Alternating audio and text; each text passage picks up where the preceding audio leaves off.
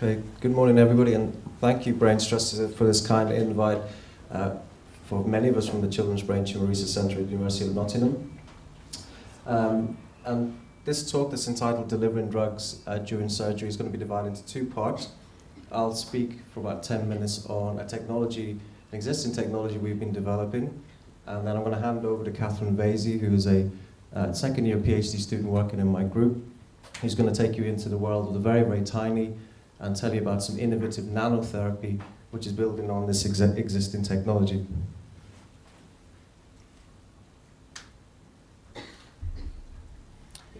So as David alluded to in the first talk, there are some fundamental problems delivering chemotherapy systemically. And when I say systemically, I mean delivering drugs through either the bloodstream or patients taking drugs orally. And one of the problems is that most of the drugs administered in this manner does not reach the target site, which is the malignant brain cancer. And due to the spread of these toxic agents throughout the body, patients often experience a lot of toxicity to healthy tissues and organs, and this further confounds the ability to deliver therapy doses to the brain. So because of these toxicities, the dose that would be effective in the brain is often not achieved. And finally, not least, there's a physical barrier called the blood-brain barrier. And this is, in healthy individuals, this is a good thing. We've evolved to have this barrier which protects our brains from infections such as bacterial toxins and pathogens. But in the case of delivering chemotherapy drugs, they fail to get into the brain because of this poor penetration. So with that in mind, there is a huge interest that has been for almost 2 decades of delivering drugs locally at the site of brain cancers. And this is the rationale for this is that the application of chemotherapy during surgery or immediately after surgery, directly in close proximity to the cancer that cannot be safely removed and is left behind, presents a window of opportunity and a unique manner of delivering chemotherapy. It's been demonstrated before successfully. Here's an image of a high-grade brain tumor on the left in the MRI scan. And this strange, large polymer you can see here, this is a material that is a solid wafer called gliadel wafers, and it contains a drug called carmustine. It was developed in the late 1990s in the US. And it's, as you can see here, the neurosurgeon places about half a dozen of these into the cavity in close contact with the cancer cells that have been left behind. And this drug carmustine is then seeps out from these wafers. So the main point here I'll stress is that this is a preformed solid material. So although it is placed in the cavity, it doesn't necessarily have very, very close contact against the cavity lining. So the rationale for local delivery in this manner is the potential to achieve high local concentrations of the drug, but at the same time you're minimizing or even completely restricting chemotherapy drugs throughout the systemic delivery throughout the system. And this is the clinical data. This gliadel wafer delivering carmustine has been approved for use in the clinic. It's not widely used. It's given to some patients who do respond. And you can see here from the survival curve, the group that received carmustine has a small, moderate 2-month survival benefit. So this was the impetus for our project in the University of Nottingham, and we developed a chemotherapeutic paste, which I'll call PLGA-PEG. It is a polymer, but the next speaker is going to be far better equipped to tell you exactly what a polymer is. But here are some of the advantages that we felt we had over the gliadel wafers. So this PLGA-PEG paste is biodegradable, which means that when it breaks down, the components of it are safely removed by the body. The idea that this can be pasted around the cavity wall is in contrast to that solid, already preformed wafer you saw in gliadel. We can also deliver multiple drugs in combination, and ultimately we think there is potential advantages over gliadel because of all these factors. So I'll first show a schematic cartoon, and then I'll show you a video of this in action. So PLJ-PEG are microparticles in terms of a scale of size, if you think of a diameter of 1 meter, so a small desk, this is about 1 million times smaller. So these individual particles are 1 million times smaller than a meter. So the PLJ-PEG microparticles, when mixed with water containing chemotherapy, forms a paste, which is what attracted us to this material, that this can be applied to the very irregular shaped surgical cavity wall. And due to a very neat property of the material, it solidifies only at patient's body temperature, and it does so within about 10-15 minutes. And then ultimately, when it's held in place in that way, the idea is that it will deliver the chemotherapy drugs, and hopefully sufficient amounts will reach deep into the brain where we know there are cancer cells behind. So there's going to be a few videos, I think particularly in Dr. Smith's talk, showing the brain. So this on the left is just showing, this is a sheep cadaver brain, and this is showing the ease of application of this paste. So this was really critical for us to show that this is something that wouldn't be too laborious to use and wouldn't require much training by the operating neurosurgeon, and could be applied relatively quickly. So you can see here, this is a cavity in the brain that's mimicking a tumor cavity, and the neurosurgeon is applying this PLJ-PEG containing chemotherapy as a paste.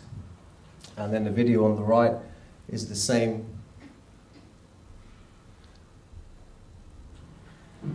It's the same cavity after about 37 degrees for about 10 minutes, and you can see the paste has now conformed and taken the shape of the cavity.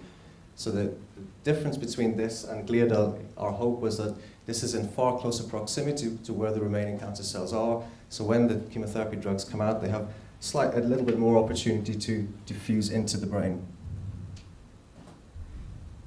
Okay.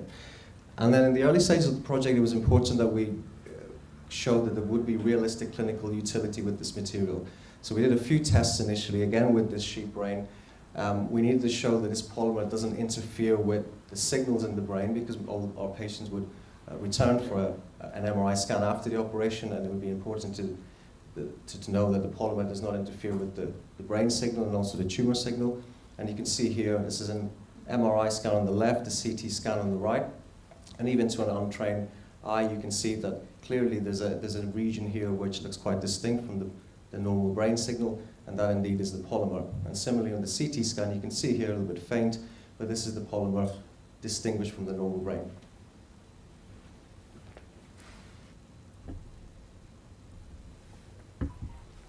And because many of our patients will receive radiotherapy, it was important that we tested that the radiotherapy course wouldn't disintegrate this material, because if it did, then the chemotherapy drugs would come out immediately, and we would ideally like it to deliver over a sustained period of time. We collaborated with colleagues at City Hospital in Nottingham, and you can see here on the left, this very strange dummy is called an anthropomorphic phantom. So it's a dummy that's a human head and torso, many tiny holes around the body and head region. Radiotherapists used this to develop various protocols. So that was quite convenient that we could make our polymer and basically stuff it in the middle region of this head.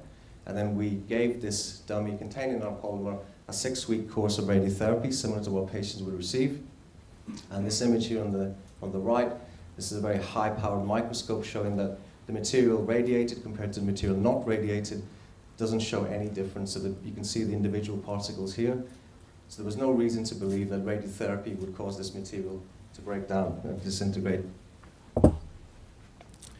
So this was all showing the clinical utility, but of course the most important thing is, can it deliver chemotherapy and does it work? So we were fortunate that what we wanted to do was work with the group that developed those gliadel wafers I showed you, because to date it's still the only drug delivery product in clinic. This gentleman here is Professor Henry Brem. He's a leading neurosurgeon in the United States, and he developed gliadel in collaboration with colleagues at the Massachusetts Institute of Technology. So fortunately, he was interested in using our material to deliver chemotherapy drugs and using the animal models of brain tumors that he used to develop gliadel. So he is based at Johns Hopkins University in Baltimore in the US.